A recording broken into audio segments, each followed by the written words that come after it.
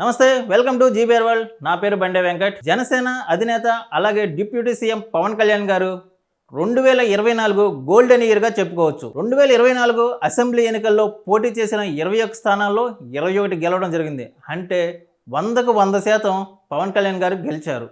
పవన్ కళ్యాణ్ గారు కూడా ఊహించుండ్రు నేను పోటీ చేసిన 21 స్థానాల్లో గెలుస్తాను అని చెప్పి. కానీ పవన్ కళ్యాణ్ గారికి ఊహించినంత విజయం వచ్చింది. అలాగే మహారాష్ట్రలో ఎన్నికల ప్రచారానికి వెళ్తే అక్కడ 11 చోట్ల ప్రచారానికి వెళ్తే 11 చోట్ల కూడా విజయం సాధించారు. ఇలా పవన్ కళ్యాణ్ గారికి ఏది చేస్తే అది విజయం సాధించడం పక్కా అయింది. ఈ మధ్యన గూగుల్ వాళ్ళు ఒక రిపోర్ట్ వదిలారు.